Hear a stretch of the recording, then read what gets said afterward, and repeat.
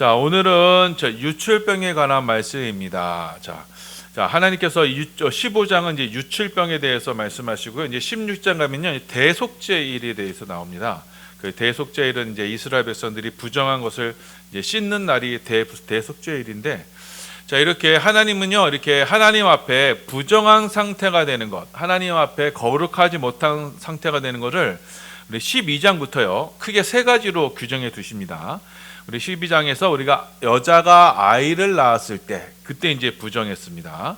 그리고 13장과 14장 지난 시장까지 나병에 걸렸을 때 이제 이 사람이 부정한 겁니다. 그리고 오늘 마지막에 세 번째가 바로 유출병에 걸렸을 때 하나님 앞에 이렇게 부정한 상태가 됩니다. 자, 이거 아이를 낳거나요, 이 유출병에 걸리면요, 이거 뭐냐면 증세가 뭐냐면 피를 흘리는 겁니다. 자, 그래 이 피를 흘린다는 것은 무엇이냐면, 여러분 성경에서 레위기에서 이 피는 곧 생명을 말합니다. 그 생명이 곧 피예요. 그러니까 지금 피가 멈추지 않고 흘러난다는 것은 지금 생명의 근원이 깨진 상태를 말하는 거예요. 자, 그래서 이 피는 곧 생명이기 때문에 생명의 근원이 지금 밖으로 드러난 상태예요. 그러니까 지금 뭐냐면은 피가 멈추지 않고 흘러나오는 것으로서 지금 그 사람의 상태가 어떤 상태냐? 내적으로 지금 생명이 막 흘러나는 상태. 그러니까 생명을 지금 담아 놓을 수 없는 상태. 그러니까 마치 깨진 그릇과 같이 지금 생명을 담아둘 수 없는 상태, 이것을 지금 유출병으로 지금 본 겁니다. 그래서 유출병은요, 부정한 것이 되는 거예요. 자, 나병은, 우리 지난 시간에 봤던 나병은 사람이 외적으로 이 하나님의 형상이 망가지는 것이었다면, 그래서 부정한 것이었다면, 오늘 말씀하는 유출병은요, 우리의 내적으로 생명이 깨진 상태, 그래서 생명이 막 멈추지 않고 흘러나가는 상태, 이거를 이제 규정하는 겁니다. 자, 유출병은요, 자, 몸에서 피나 고름과 같은 것이 막 나오는 병이에요. 멈추지 않고 나오는 병이에요. 자, 이 성경은 이 유출병을 나병과 같이 아주 부정한 병으로 보고 있습니다. 자, 그 이유에 대해서 우리가 12장에서 아이가 아이를 출산할 때의 모습으로 우리 살펴봤습니다. 자, 그래서 피가 몸에서 흘러나온다는 것은 생명의 일부가 빠져나오는 것이고, 자, 그거는 우리의 육체가 하나님의 생명은 곧 하나님의 주인이시잖아요. 생명의 주인은 하나님이시니까, 그러니까 하나님의 그 생명, 하나님의 은혜와 생명을 지금 담아두지 못하고 있다. 그래서 부정한 것이 되는 겁니다. 자, 여러분, 부정한 것은 곧 더러운 것이 아니에요. 그게 같은 말은 아니에요. 부정하다는 것은 하나님의 거룩에 합당하지 못한 상태다라고 말하는 거예요. 자, 그래서 몸에 유출이 있는 것, 몸에 피가 흐르는 것은 피를 상징하는 생명을 담지 못하는 거고, 이거는 생명이신 하나님을 담아내지 못하는 것이고, 그래서 하나님 앞에 합당하지 못한 것이어서 부정한 것이 되는 거예요. 이 부정하다는 것은 하나님과의 관계에서의 부정한 것입니다. 자, 그래서 유출병은요, 마치 밑 빠진 독처럼 쏟아도 이 물을 담지 못하죠. 깨진 그릇은요, 밑 빠진 독은요. 자, 마찬가지로 유출병의 그 영적인 해석은 무엇이냐? 자, 우리 안에 생명, 그 진리의 말씀을 부어도, 진리의 말씀을 담아두어도 그것을 담아내지 못하는 상태, 이것을 대표하는 질병이 뭐다? 바로 혈루증으로 본 것입니다. 피가 몸으로 새는 것으로 보면서 그 영적인 상태는 하나님의 은혜를 담아두지 못하는구나, 이렇게 규정을 한 거예요. 자, 그래서 우리가 주일날만 은혜를 막 풍성히 막 받았어요. 그 말씀 은혜 받고 막 만족을 누렸어요. 근데 뭐 교회 문 밖으로 나가는데 무슨 막 차가 확 끼어들었어요. 막 화가 나가지고 그냥 막 입으로 막 쏟아냈어요. 그 뭐예요? 그게 영적인 유출병이에요. 은혜를 담아두지 못한 상태인 거예요. 좀 이따 살펴보겠지만 저와 여러분 모두가 다 이 영적인 유출병에 걸린 사람들이에요. 자, 이 피가 멈추지 않고 흐르는 혈류병. 자, 그리고 또 이 대표적인 게 또 여성들이 생리를 하는 경우죠. 자, 또한 이 성병으로 남녀가 이게 피가 고름이 나는 상태가 있습니다. 피가 멈추지 않은 상태. 이 모든 걸 다 부정한 것으로 이렇게 여겼습니다. 자, 그래서 이 피가 멈추지 않기 때문에 이거는요, 생명의 지금 근원, 자신의 생명의 근원이 지금 드러난 거예요. 이럴 때는 어떻게 해야 된다? 부정한 것으로 여겨져서, 자, 하나님 앞으로 나오지 못하고 이 사람은 아주 특별한 관찰과 특별한 보호가 필요하다라고 이렇게 규정을 한 거예요. 예를 들면 그렇습니다. 여러분, 몸이 피곤하면요, 저 같은 경우는 몸이 피곤하면 코피부터 납니다. 이건 뭐냐, 코피가 난다는 건 뭐냐면 몸이 지금 보내는 신호예요. 너는 지금 쉬어야 해, 이 신호예요. 자, 그래서 피가 나면요, 이제 쉬어야 합니다. 더 이상 무리를 하면 안 돼요. 자, 마찬가지로 이제 몸에 피가 흐르고 있다면, 대표적으로 여성들이 생리하는 경우죠. 이때는요, 쉬어야 돼요. 특별한 보호와 관찰에 대해서 격리가 필요한 거예요. 우리도요, 병이 심하게 되면 어떻게 돼요? 병원에 입원합니다. 근데 병원에 입원하는 게 여러분 대단한 게 아니에요. 그냥 침상에 누워서 하루 종일 잠만 자는 거예요. 약만 먹고. 그러니까 따로 외부와 접촉하지 말고 그냥 쉬도록 하는 거예요. 그게 병원에 입원하는 거예요. 마찬가지로 이 혈류의 증세가 있으면, 몸에서 피가 나면요, 특별한 조치로 격리 대상이 됩니다. 자, 그래서 몸에서 이제 피가 흐른다라고 하면요, 이 사람은 부정한 사람이 되어서 그때부터 격리 조치가 취해지는 거예요. 자, 레위기 15장 1절 2절입니다. 예, 봉독합니다. 시작. 여호와께서 모세와 아론에게 말씀하여 이르시되 이스라엘 자손에게 말하여 이르라. 누구든지 그의 몸에 유출병이 있으면 그 유출병으로 말미암아 부정한 자라. 이렇게 몸에서 피가 멈추지 않고 계속 나타난다면 그 사람은 이제 부정한 사람이 돼요. 그래서 먼저는 그 다음 절 보면요, 그 사람이 누워있던 침대가 부정해져요. 자, 왜냐면은 여러분, 몸이 아프면 피가 나면 힘이 없잖아요. 그럼 어디부터 찾아요? 침대부터 찾아요. 그 침대에만 누워있게 돼요. 그래서 그 침대부터 부정해진다고 말씀하세요. 자, 그래서 그 침대는요, 이제 부정해졌기 때문에 그 침상에 접촉하는 사람도 부정해지는 거예요.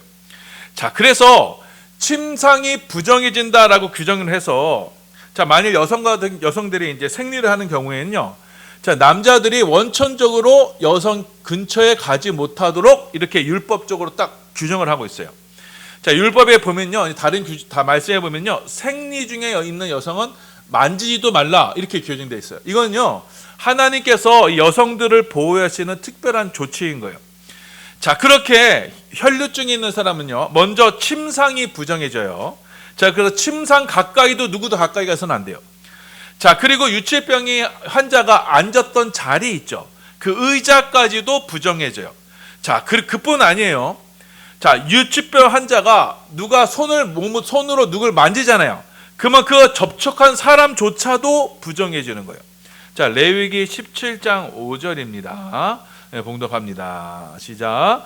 율질병이 있는 자의 몸에 접촉하는 자는 그의 옷을 빨고 물로 몸을 씻을 것이며 저녁까지 부정하리라. 자, 그뿐 아니에요. 유출병 환자가 만지는 물건조차도 다 부정하게 돼요. 우리 11절입니다. 11절 함께 봉독합니다. 시작.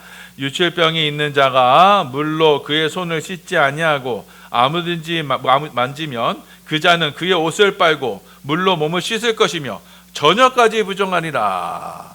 자, 나중에는요, 자, 그가 만진 질그릇은 깨트려 버리라 그래요. 남은 그릇은요, 물로 여러 번 씻으라고 해요. 이렇게 유출병인 사람은요, 마치 뭐처럼 취급하느냐? 나병 환자처럼 취급을 해요. 지난 시간에 보았던 나병 환자처럼 취급을 해서 이 사람이 손에 닿는 것보다 다 부정해진다라고 이렇게 말씀하고 있어요. 자, 그래서 자, 이 유출병 환자가요, 만약 이 유출병이 낫게 되면 그때는 어떻게 되느냐? 이것은 나병이 낫는 것과 똑같은 규례를 가지고 유출병이 낫는 것을 기념하게 돼요. 자, 우리가 지난 시간에 봤던 것처럼 나병이 낫게 되면요, 첫째 날에 뭘 하냐면요, 온몸에 털을 막 밀어요. 그리고 몸을 깨끗이 씻어요. 옷도 씻어요. 그리고 일곱째 날에도 동일하게 몸에 털을 밀고 몸을 씻고 옷을 빱니다. 그리고 여덟째 날, 이 8이라는 것은 새로운 시작을 말하는 것이었죠. 여덟째 되는 날 하나님께 제사를 드려요. 자, 마찬가지로 이 유출병 있는 자도 마찬가지입니다.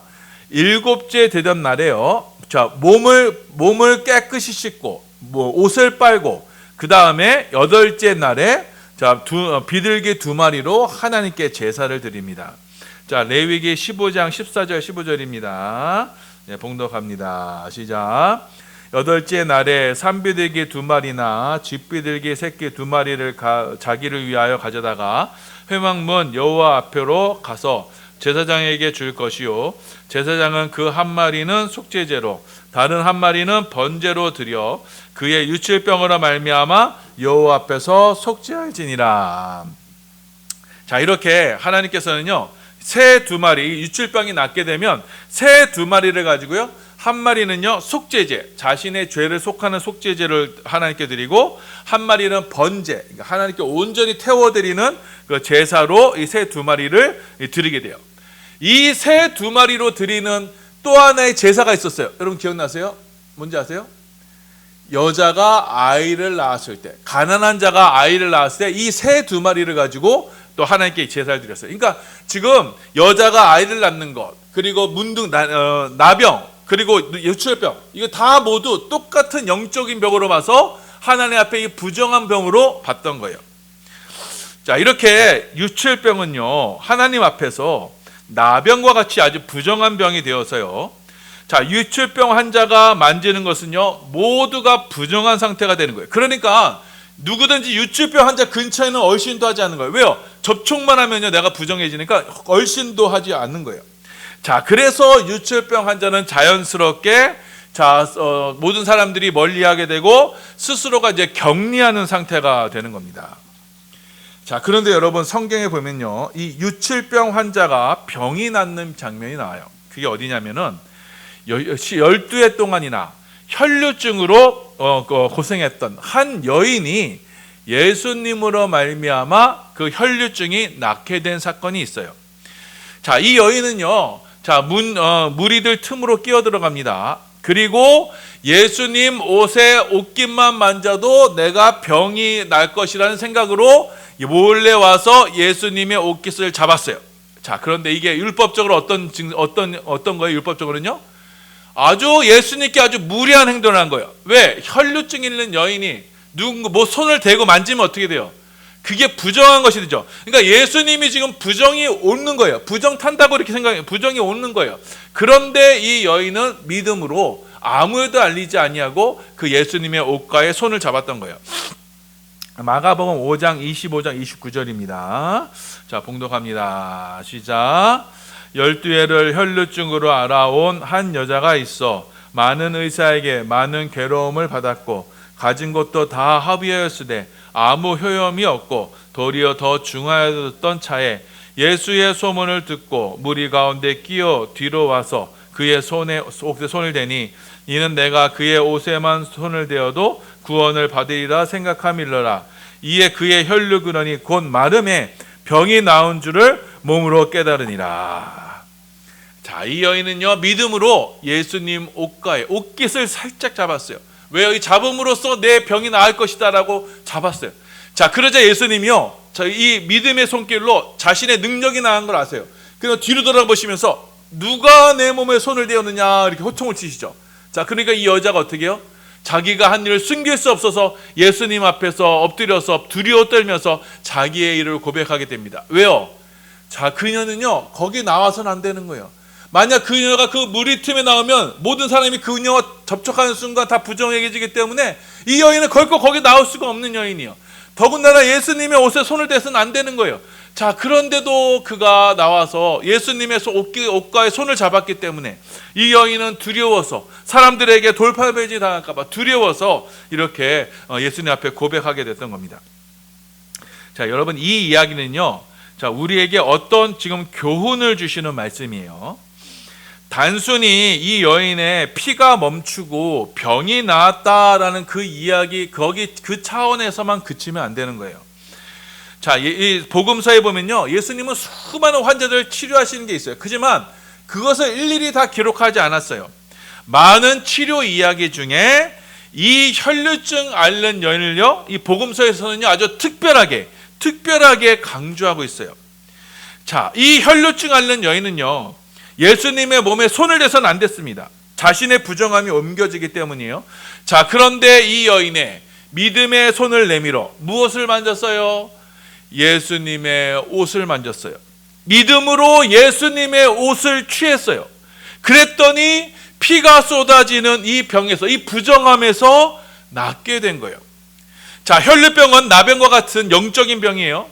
몸에 생명을 담아두지 못하는 부정한 상태예요. 자, 그런데 이 여인이 무엇을 만졌다고요? 예수님의 옷을 만지니, 예수님의 옷을 취하니 그때부터 피가 멈추고 생명을 담아낼 수 있는 정결한 상태, 의의 상태, 거룩한 상태가 되었던 거예요. 죄란 무엇이냐? 여러분, 죄란 무엇이냐? 하나님과의 관계가 깨어진 상태예요. 곧 우리 안에 하나님의 생명을 담아두지 못하는 상태가 바로 죄가 되는 거예요. 하나님의 은혜가 머무를 수가 없어요. 하나님의 생명이 머무를 수가 없어요. 그래서 하나님께서 아무리 큰 신은혜를 줘도 그 은혜를 깨닫지 못하고 그 은혜를 감각하지 못하고 그 은혜를 누리지 못해요. 그게 뭐예요? 그게 바로 죄가 되는 거예요. 자, 그런데 이 죄의 여인이, 죄에 빠졌던 여인이 예수님의 옷을 만지니, 예수님의 옷을 취하니, 그랬더니 내 안에서 하나님의 생명, 하나님의 은혜가 빠져나가는 것이 멈춰지고 이제는 하나님의 생명을 담아내고 하나님의 은혜와 축복을 담아낼 수 있는 상태가 되는 거예요. 그것이 바로 의의 상태, 거룩의 상태가 되는 거예요. 그래서 이 여인은 예수님의 옷을 취함으로써 그 죄의 상태에서 의의 상태로 변화된 거예요.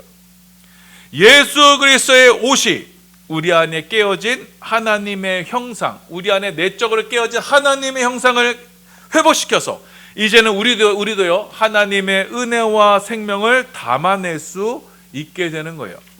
자, 그래서 성경은 우리에게, 저와 여러분에게 바로 이 예수 그리스도의 옷을 입으라라고 강조하시는 겁니다. 로마서 13장 14절이에요. 봉독합니다. 시작. 오직 주 예수 그리스도로 옷 입고 정욕을 위하여 육신의 일을 도모하지 말라. 예수 그리스도로 옷 입어라. 예수를 의지해서 예수로 옷을 입으면, 예수의 옷을 취하면, 자, 우리 안에는요 이제 하나님의 생명을 담아낼 수 있는 거룩한 그릇이 되는 거예요. 은혜의 상태가 되는 거예요. 하나님의 은혜가 늘 차고 넘쳐나는 그런 상태가 되는 거예요. 자, 우리로 예수로 말미암아, 자, 우리의 혈류의 근원이 되는 나의 수치와 부끄러움, 그것을 예수로 말미암아 가릴 때, 예수로 말미암아 우리의 깨어진 우리의 심령을 그리스도로 감싸게 되면, 그리스도 옷으로 감싸게 되면, 그때부터 우리 안에는 하나님의 은혜와 생명과 축복이 차고 넘쳐나게 되는 거예요. 여러분, 강의 물이 마르면 어떻게 돼요? 거기나 뚝이나 또 볼을 쌓으면 어떻게 돼요? 그 물이 차고 넘쳐나게 되는 거죠. 마찬가지로 우리 안에 깨어진 심령 때문에 하나님의 은혜를 부어주셔도 우리가 은혜를 누리지 못하고 늘 흘러버리던 우리가 예수 그리스도를 옷 입으로 말미암아 그 예수 그리스도를 담겨진 그 뚝과 같은 예수 그리스도 옷으로 말미암아 우리 안에 하나님의 은혜가 늘 차고 넘쳐나는 축복의 상태, 의의 상태가 되는 거예요. 자, 그렇기 때문에 저와 여러분이 신앙생활을 할 때요, 우리는요 이 예수 그리스도의 옷을 입고 예수 그리스도만 드러내야 되는 거예요. 내가 드러나면 안 됩니다. 나를 드러나면 안 됩니다. 나는요, 저와 여러분 이미 죄로 인해서 깨진 그릇이에요. 깨어진 심령이에요. 은혜를 담아둘 수가 없어요. 은혜를 주워 담지 못해요. 그런 존재이기 때문에, 자, 우리는 이 옛사람인 나의 상태에서는요, 이 위로부터 부어지시는 하나님의 풍성한 은혜와 축복을 누릴 수가 없어요. 그것을 담아내지 못해요. 우리는 오직 예수로만 담아내고, 예수로만 자라내고, 예수로만 그 안에 거해야만 우리 안에 그 풍성한 은혜가 늘 나타나게 되는 거예요. 그 상태에서 만약에 내가 조금이라도 드러내고, 내가 내 성질이 좀 나가고, 내게 좀 나가면 어떻게 돼요? 그 나가 드러낸 그 순간, 거기서 이제 본물 터진다 그러죠? 보에서 뚝이 터지는 걸 본물 터지는 거예요. 그 은혜가 퐁 터져서 그 은혜가 다 쏟아져 버리게 되는 거예요. 내가 드러나는 순간, 내 성질이 드러나고, 내가 드러나고, 내 옛사람이 드러나고, 나를 자랑하는 순간, 그 자랑의 틈으로 하나님의 은혜가 물밀듯이 싹 밀려나가서 또 우리는 공고한 상태가 되어버리는 거예요. 죄의 상태가 되어버리는 거예요. 자, 그래서 우리는 오직 예수 그리스도만 자랑하고 늘 예수 안에서, 그러니까 예수로 옷 입는다는 것은 예수 안에 거한다는 거예요. 예수로 옷 입고 예수 안에 거해야 되는 거예요. 그 예수 안에서 우리는 하나님의 은혜와 하늘의 은혜와 축복을 뽀아됨으로 우리 심령 안에 가두어둘 수 있는 거예요. 자, 그래서 성경은 우리 가운데 예수 그리스도로 옷 입으라라고 말하는 거예요. 너의 깨어진 심령, 너의 죄의 심령, 은혜를 가두지 못할 예레미야에서 말씀하신 것처럼 물을 가두지 못할 터지 웅덩이, 거기에 여러분 우리를 유념할 게 아니라 오직 예수를 의지하여 예수로 말미암아 나를 감추어 준 상태, 나를 감추어서 예수로 옷 입은 상태로 하나님 앞에 나아가라 성경은 말씀하고 있어요. 우리 골로새서 3장 3절입니다. 봉독합니다. 시작. 이는 너희가 죽었고 너희의 생명이 그리스도와 함께 하나님 안에 감추어졌음이라. 너희가 죽었고 너희의 생명이 어디 있대요? 그리스도와 함께 하나님 안에 있는 거예요. 예수로 옷 입을 때, 예수 그리스도 안에 있을 때 우리는 하나님 안에 있어서 하늘의 풍성한 은혜와 축복을 누리며 살아가는 거예요. 여러분, 이거는 남이 알 수가 없어요. 은밀한 중에 계신 하나님과 나와의 관계에서만 아는 거예요. 그렇기 때문에 우리는 신앙생활하면서도 혹시나 내가 드러날까, 혹시 나의 자랑이 드러날까 이렇게 두려워하면서 떨면서 오직 예수 안에 숨는 거예요. 자, 이렇게 우리가 십자가 안에서 그리스도와 함께 죽으면 자, 우리의 부정함이 사라지게 돼요. 우리 안에 피를 쏟아내는 그런 부정함이 사라져요. 그래서 우리는 그리스도 안에서 하나님 안에 감추어진 그리스도로 옷 입은 은혜의 상태가 되는 거예요. 자, 예수님은 바로 이 구원을 우리 가운데 이루시기 위해서 이 땅에 오신 겁니다. 자, 예수님은요, 여러분의 육신에 여러분의 길을 막 붙들어주고 여러분을 드러내고 여러분의 이름이 유명해지고 여러분이 잘되라고 이 땅에 오신 게 아니에요. 우리를요, 십자가 안에 감추게 하시고 우리 십자가 안에서 하나님 품에 들어오게 하시기 위해서, 그 하나님 십자가 안에 감추어진 하나님 안에 감추어진 그 구원을 누리게 하시기 위해서 이 땅에 오신 거예요. 그러니까 뭐예요? 성경은 예수 믿는 사람과 뭐라고 해요? 무명한 자 같으나 유명한 자예요. 그러니까 이 땅에서 무명한 자로 살아가야 되는 거예요. 그 하나님에서는, 하나님 앞에서는 유명한 자가 되는 거예요. 그래서 영적 혈류증, 이 죄의 상태입니다. 우리가 늘 하나님의 은혜를 담아둘 수 없는 이 영적 혈류증에 걸린 우리를 구하시기 위해서 예수님이 이 땅에 오셨고, 예수님이 이 땅에 오셔서 하신 일이 뭐예요? 십자가에서 어떻게 하신 거예요? 우리를 대신해서 피를 흘려주신 거예요. 여러분이 피를 흘려주셨다는 말이 바로 이 말이에요. 피가 흘려졌다는 건 뭐라고요? 부정함이라는 것이죠. 우리를 대신해서, 영적 혈류병에 걸린 우리를 대신해서 십자가에서 대신 피를 흘려주심으로써 부정함을 감당하심으로써 자, 우리의 혈류병, 영적 혈류병을 대신 감당하신 거예요.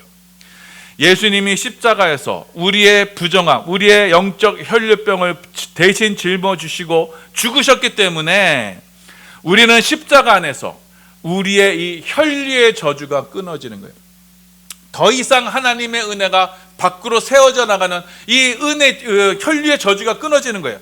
이제는 생명의 하나님 안에서 그 하나님의 풍성한 은혜와 축복을 누리게 되는 거예요. 어디 안에서요? 십자가 안에서요. 십자가는 뭐예요? 내가 죽는 거예요. 자, 그런데 우리가 뭐예요? 신앙생활 하면서 신앙생활 막 은혜 받다가 불뚝부터 뭐예요? 자꾸 내가 나가요. 내 생각이 나가요. 내 고집이 나가요. 그래서 막 남을 막 저주하고 모욕하고 막 남 미워하고, 그게 뭐예요? 내가 드러나는, 그 내가 드러나는 순간 또 영적 혈류증이 되어서 하나님의 은혜를 또 와장창 쏟아버리는 거예요. 그러기 위해서 우리는, 그렇지 않게 해서 우리 어떻게 돼요? 십자가만을 붙들어야 돼요. 내가 죽는 십자가만을 붙들고 그 십자가 안에만 거해야 되는 거예요. 그래야만 우리는 예수 그리스도를 옷 입고 우리는 주님 다시 오시는 그날까지 우리 안에 하나님의 풍성한 은혜와 축복을 누리며 살아가는 축복의 신앙생활이 될 수 있는 거예요. 자, 이 말씀을 여러분 모두 기억하셔서 저와 여러분은 모두가 영적으로는요, 혈류의 죄 가운데, 혈류의 저주 가운데 있던 자들이에요. 우리는 절대로 하나님의 은혜를 담아낼 수가 없어요. 왜요? 우리 보시면 신앙생활하면요, 왜 저분은 왜 저렇게 기도도 열심히 하고 좀 새벽 기도도 열심히 나오시고 헌신도 하시고, 그런데 왜 하나님께서 저럴까 하면 입으로 다 쏟아내. 막 불평 불만, 그것이 다 하나님 은혜가 다 쏟아져 나가는, 그걸 깨닫지 못해. 감사하는 말, 축복하는 말, 하나님께 영광 돌리는 그런 말이 나와야 될 텐데 저주하는 말, 막 미워하는 말 막 쏟아내니 하나님의 은혜가 거할 수 없어요. 영적 혈류증에 있는 거예요. 자, 우리는 이렇게 하나님의 은혜와 생명을 담아낼 수 없는 부정한 자들이에요. 우리 부정한 우리를 위해서 예수님께서 이 땅에 오셨고, 십자가 안에서 그리스도의 십자가로, 십자가로 우리의 영적 혈류를 대신 감당하심으로써 우리의 깨어진 심령, 깨어진 영혼을 그리스도로 옷 입혀주셨어요. 이제는 십자가 안에서, 이제는 이 세상에 속한 나는 이제는 죽었어요. 이제는 오직 예수 안에 있음을 여러분 기억하셔야 돼요. 그래서 주님의 덮어주심의 은혜가, 덮어주신다는 건 구약 성경에는 결혼한다는 의미가 있어요. 그래서 룻이 보아스에게 나의 옷깃을 덮어달라는 거잖아요. 결혼해달라는 게, 예수 그리스도의 옷깃을 취했다는 것은 그와 함께 하나가 된다는 거예요. 십자가 안에서 하나가 된다는 거예요. 그와 함께 우리의 신랑이 돼서 우리를 덮어주심으로 이제 내가 드러나는 게 아니에요. 예수만 드러나는. 그래서 예수만이 드러나서 이제는 예수의 은혜가 우리의 심령 안에 날마다 차고 넘쳐나는 축복의 성도의 삶 되기를 예수님의 이름으로 소원하며 축원합니다. 아멘.